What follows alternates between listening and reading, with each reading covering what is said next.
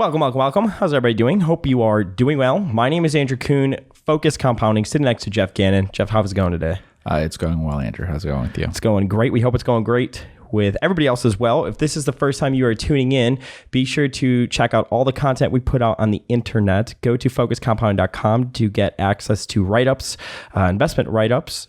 Follow me on Twitter at Focus Compound. I have been tweeting a lot lately. I love Twitter.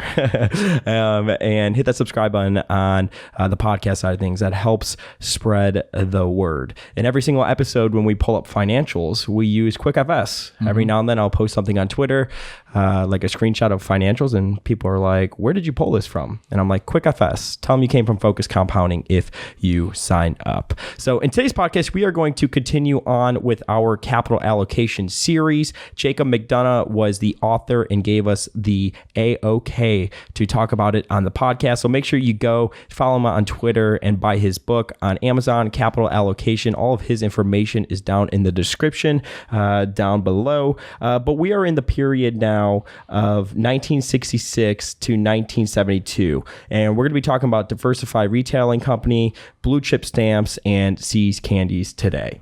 And this is the part in the snowball where it starts to get pretty interesting, because it's really when Buffett and Munger join forces and actually go into business together, as opposed to just talking about stocks and stuff like that on the phone every single day. Right. And these companies will eventually be combined in different ways into Berkshire Hathaway, but they start out separately. Correct. Yeah. So Diversified Retailing was formed in 1966 when Buffett, Charlie Munger, and Sandy Gosman teamed up to buy a department store in Baltimore named Hochschild Kohn. It's interesting that they went into the department store after Buffett was having issues with Berkshire Hathaway. I know those are two kind of different businesses, but, kind of having to deal with textiles and stuff like that. Same issue, which is they're a societal shift, right? So, I mean, this is different, and this is a sort of, I guess you could say, demand side change more. These department stores were big because people had much lower ownership of cars. So they would come on streetcars, right? So the department stores were normally in the middle of these cities. And cities of all sorts of sizes, including cities of the size of Baltimore, so a smaller city, would have a couple of these, and they'd all be centrally located, right? Like right across the street from each other. And they would get all the traffic. And then as things went out to the suburbs and everything, stuff changed. Already by this time, there's some things are changing. So this was probably a better business 10 years or so before Berkshire bought in.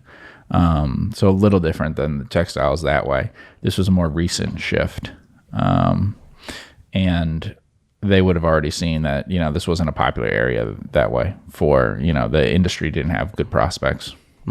It's funny. I was listening to Monish Pabrai talk recently to a college, and he was talking about, sifting through ideas and stuff like that. And a mental model that he uses for investing is anything that has to deal with retail. He just doesn't even look. It just goes in his I don't care pile.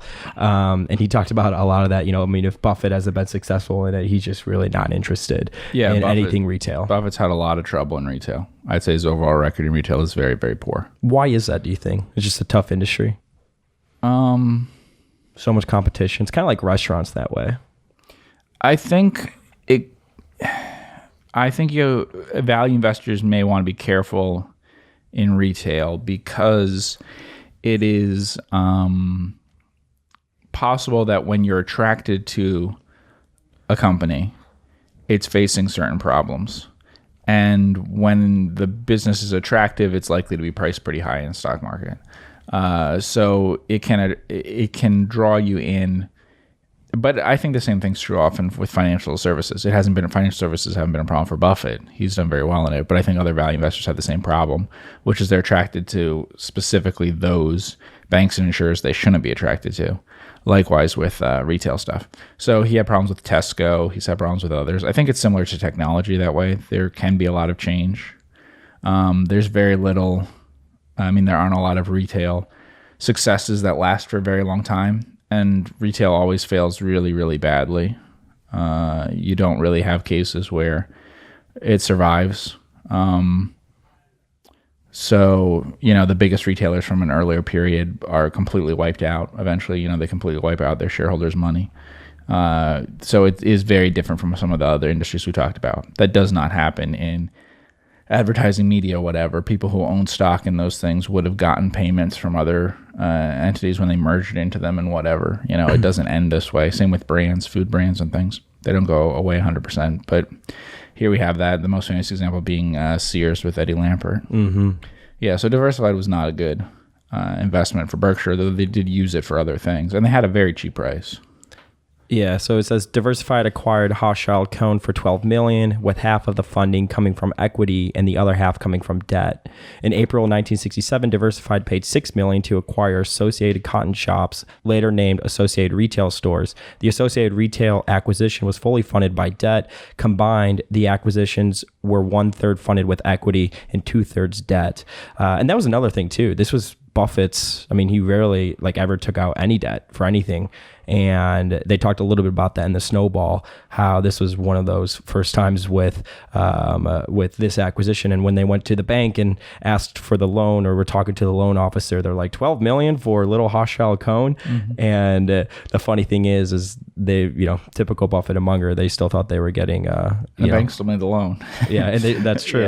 Yeah. So I mean, it was backed by the working capital of the business and the land and stuff like that. They got a pretty good price on it. They had a lot of success with the cotton shops. In fact, the return on equity on that was excellent for a long time. But again, not a successful investment as you might think, because the moment that they lost the manager there, it completely went sideways, and they had to sell it off at a really bad price. Mm-hmm. So they had trouble doing that. It would be like as if you lost Sam Walton and then Walmart wasn't a success at all. Mm-hmm. And that's pretty typical of retail things too, that they might be more execution dependent, He wrote about it in the 1989 letter to Berkshire Hathaway shareholders. Buffett writes, "Shortly after purchasing Berkshire, I acquired a Baltimore department store, Hochschild Kohn, buying through a company called Diversified Retailing that later merged with Berkshire. I bought at a substantial discount from book value. The people were first class, and the deal included some extras, unrecorded real estate values, and a significant LIFO inventory cushion. How could I miss? So 3 years later, I was lucky to sell the business for about what I had paid. After ending our corporate marriage to Hochschild Kohn, I had memories like those of the husband in the country song, 'My wife ran away with my best friend, and I still miss him a lot.'" Mm-hmm. Very funny. Very funny. And he wrote about it in his BPL letter to partners, 1969. Associated Retailing Stores has a net worth of about $7.5 million. It is an excellent business with a strong financial position, good operating margins, and a record of increasing sales and earnings in recent years. Yeah, Associated Retail Stores is an unusual business. They operate under different names, very small format stores in urban locations. And this is a time in which there was a significant deterioration in terms of urban life and retail, specifically for small retail, things like this. So it would have been hard. So competition was probably decreasing during this time period. A major thing here was keeping costs very low, but also controlling shrink. So theft would have been a major problem. And they really, that's something that you can cut down on internally, right? So very efficiently operated, yeah. They talked about that in the Snowball, how anytime somebody sketchy would walk in, one of the general managers would blow a whistle and basically everybody would watch them to make sure that they weren't going to steal. Yeah, shrink is a major factor for retail operations, depending on what they sell. And they were selling clothes in cities. Mm-hmm. So about 3 years later, Diversified Retailing decided to sell Hochschild Kohn for $12 million. So basically broke even on it over 3 years or whatever. I guess down a little bit, but from an opportunity cost perspective, I would say they lost money. Yeah. So they bought in. What year did they buy it? 1966. Yeah, maybe that's possible. I mean, they may not have done worse than people did in the stock market. They might have done a little better than that. But from opportunity cost of buying other things with it, probably, yeah. They actually started up insurance things that they put inside Diversified Retail, so it continued to exist. Mm-hmm. Yeah. So we can move on to blue chip stamps. This is a very interesting business that they bought. And again, it's the second or third, because he did have a couple other insurance companies where float really came into the picture. Right? Yes, this is another declining business. In fact, of all the businesses they bought, this one is the fastest declining. Blue chip declining much more so than either Diversified Retail that we just talked about or Berkshire. Blue Chip Stamps was based in Los Angeles, California, and operated a type of rewards program. Blue Chip would sell stamps to retailers who would then issue stamps to its customers. Later, customers would redeem these stamps for products at the store. Blue Chip would be on the hook for the cost of the products whenever the stamps were redeemed. The timing difference of getting paid first and incurring expenses later created float, similar to the insurance business. He wrote about it it was written in Blue Chip Stamps 1969 annual report. In fiscal year 1969, 66,297,000,000 Blue Chip stamps were issued by 20,000 merchants. 7 million customers redeemed 57,877,000,000 Blue Chip stamps for 15.7 million items of merchandise. Let's see. So we could go down to... Yeah, so Blue Chip was sort of a local monopoly. They were very small compared to the leader, which was green stamps. And only big in California, really. So the trading stamp business was big in the United States, but it was dominated by other companies besides Blue Chip. And Blue Chip had a small advantage there. It had a complicated court case, because there was an antitrust action against them when Berkshire got involved in buying into it, and that's why the stock was down a lot. They ended up having to give up a lot of their stock too, as part of a consent decree to get out of the legal issue. And in fact, that's where Berkshire got some of their shares from eventually. And Buffett and Munger, Munger also invested through his partnership in this company. It says initially invested in Blue Chip in 1965. Munger was on the board of directors in the late 1960s, and Buffett joined in the early 1970s. By 1976, Munger was the chairman of Blue Chip. We could go over where they kept a lot of their cash. It was in stocks and stuff like that, state and municipal bonds, preferred and common stocks. When they're buying into it, yeah, yeah. So you think that's what really appealed to them was the float generation and being able to take that capital and invest it elsewhere? Yeah. And also they may not have known how quickly this trading stamp business would decline. And there was motivated, selling that had nothing to do with the economics of the business because of the consent decree. Yeah. I think all of those were factors. But yes, being able to control the float to invest in other things. They would use it eventually to buy See's Candy and what became Wesco, basically, yeah. When Buffett and Munger were being investigated by the SEC, right? It was a lot of well, how did you know?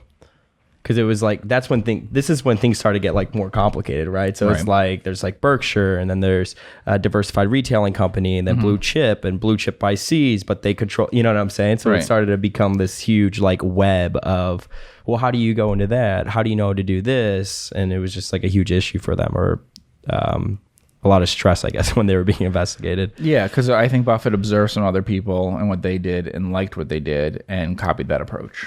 Because it's an approach that works a lot. And some other people have done it since, where you use one underpriced stock that you own to buy shares in another underpriced stock, which creates a series of those sorts of discounts. And you don't drive up the price over time by doing that. People don't notice what you're doing, and you're able to acquire over a period of many years, which is what they did.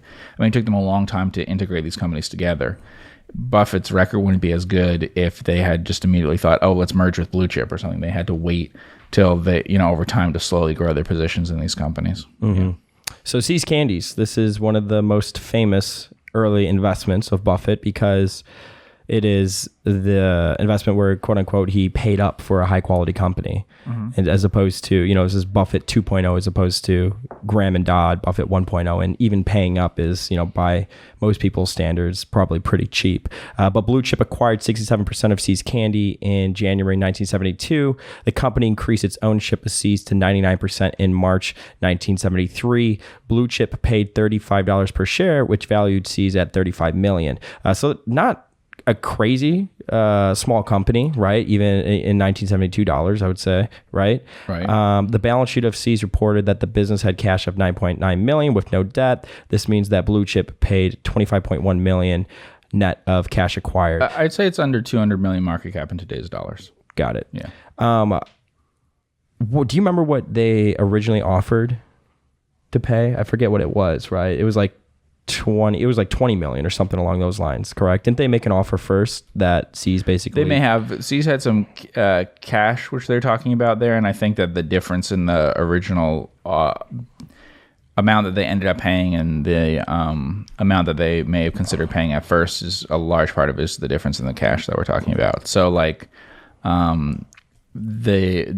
we just said they valued the business at what, 35 million, but they actually had excess cash, so the underlying business isn't being valued that way. Yeah, cash of 10 million. Yeah, so it's about 25 million. Yeah, you could look at 1971, they did 2.2 million in net income. So what's that? So 10, 11 times. Right. But they would have had the taxes would have been pretty high, then. Yeah. So it's a fairly normal price to pay now for a stock or a business. However, at that time, given where prices of stocks were, there would have been lots of other options. So it was a high price for Buffett, I would say, yeah. And in typical Buffett fashion, it's not like they came on as CEO. They just, this was like the holding company structure, and they bought the business, and he wasn't involved in operations or anything like that at all. No, he was involved in pricing it. Yeah, he did talk about that with raising the prices. And that was very chocolate. important. The key to Seas was, they tried to expand it, which they probably shouldn't have, but not expanding it, taking all the money out of the business and raising prices over time while not cheapening on the ingredients. So if you raise the prices all the time, then you can keep the ingredient quality really high, not trying to get away from the seasonality of it. So that was another issue. Most owners of the business would try somehow to work out the seasonality. If you're a public company, right? So embracing that seasonality and then raising the prices over time instead of trying to reduce costs. You can see there on the gross margin, right? The gross margin increases. Over 13 years, it goes up 10%, which is huge. Right? From 44.6% to 54.4%. Right. And that makes all the difference. In fact, it doesn't increase the profit margin by nearly as much as what we were just talking about. They raised the profit margin from like 4% to 8%. But by getting the gross margin that high, you're in a strong position for having a lot of growth in the future in terms of nominal sales without needing a lot of more sales per pound that we were talking about. And in particular, not cheapening the product, right? Because there's a lot of inflation during that period, but keeping the quality of it high. The quality of other candy companies decreased a lot more. You can see that if people have tasted candy from the competing ones. I don't even know that you would realize other companies that are competing with Seas. Originally, Seas was priced in line with when Buffett bought it, it would probably be priced in line with like Russell Stover and things like that. Now it isn't. And the ingredient quality between them is totally different. The distribution is totally different. But that's what you can see. One brand went really down market, and Seas went up market. I love how at the Nebraska Furniture Mart near where we live, there's a Seas Candies in there. Yes, so Seas Candies is in Nebraska Furniture Mart, and they do a pretty good amount of sales in there for their small format that they have. But mainly a California thing. Yeah, it hasn't expanded much in the rest of the country.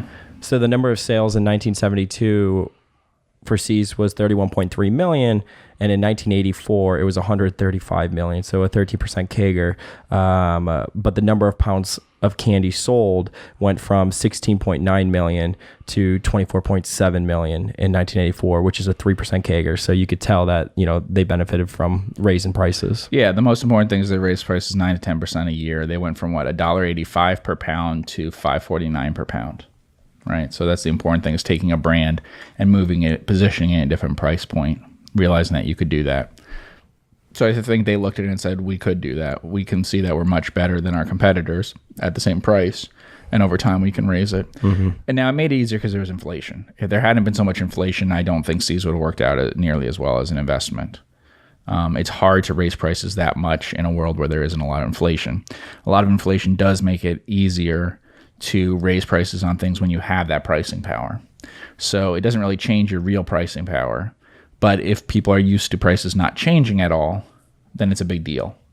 So if people are willing, let's say people would be willing to pay many times more for Netflix, a world in which there's a lot of inflation does make it easier for them to get their price higher, their real price adjusted for inflation higher over time, because people are used to a lot of pricing changes. And at the time we're talking about 72 to 84, there's extreme inflation that prices are changing all the time. So very easy to change your prices. If they tried the same thing in, 2002 to 2012 or whatever, there would have been difficult to do that. And so I think See's benefit from that in relative to other investments. And it was obviously a great investment to have in a time of inflation too. But Berkshire pushed it. Another owner would never raise prices as much as Buffett did. That was kind of the key to the investment, was to raise prices that aggressively. He always uses See's Candies as the example of how do you know if you actually have a good business or not, right? If you have to have, what does he say, the prayer session before you're about to raise prices on whether you're going to be able to keep volume up. It could be an indication of a not so stellar business. Yeah, See's maybe the best business Berkshire ever bought. What do you think they do in revenue now? Have you heard figures on that? No, I haven't. I'm not sure what it is. I mean, it hasn't taken more capital. They do a lot more sales online, obviously. Yeah.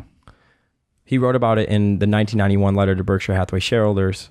And he always uses, this is a great example for like return on invested capital, return on incremental invested capital. For an increase in profits to be evaluated properly, it must be compared with the incremental capital invested required to produce it.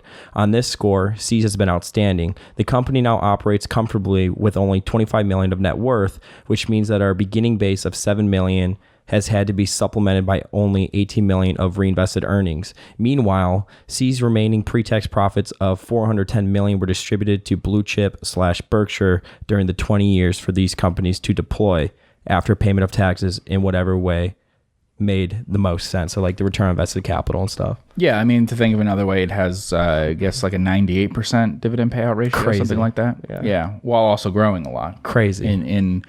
So we've talked about that before. That's what you want with a business, is free cash flow yield plus growth. Here, the free cash flow yield and the earnings are basically the same. They paid it all out in dividends while also growing. That's what makes See's an attractive business that way. We've talked about like over-the-counter markets or something like that, because it's an intangibles-based business and because it has float, can be a business like that.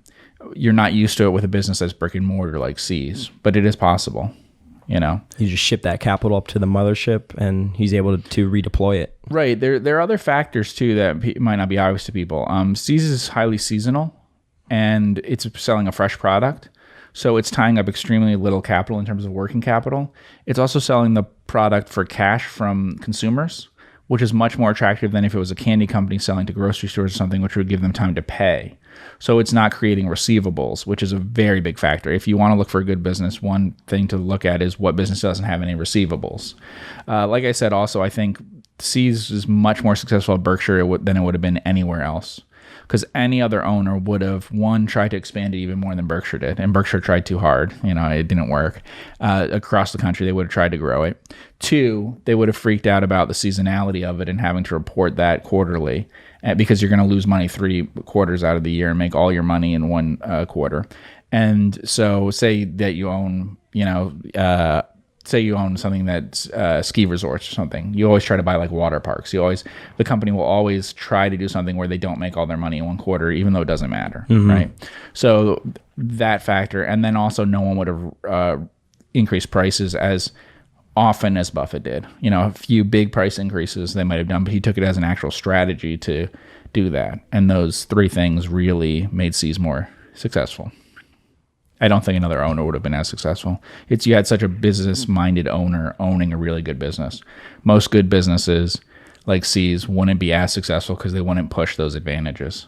They would diversify more, as buy other companies like other candy companies.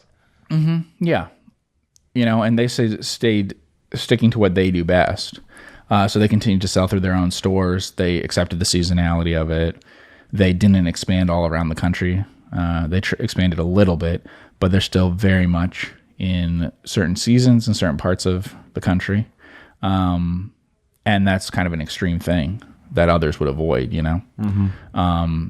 because you could have expanded across the country, gone into drugstores and grocery stores and things, made your product cheaper, you could have done a lot of different things that might have seemed right at the time, but would have harmed the business long term. And Berkshire ran it to make as much profit as possible. Got it. Cool. Well, I want to thank everybody so much for tuning in with the both of us here today on the Focus Compounding Podcast. Make sure you hit the subscribe button wherever you are listening to us. Check out Jacob's book. Go to Amazon, type in Capital Allocation. I'll also put a link in the description. Be sure to follow him on Twitter as well. And if you're not, make sure you follow me as well. I want to thank everybody so much for tuning in, and we will see you in the next podcast.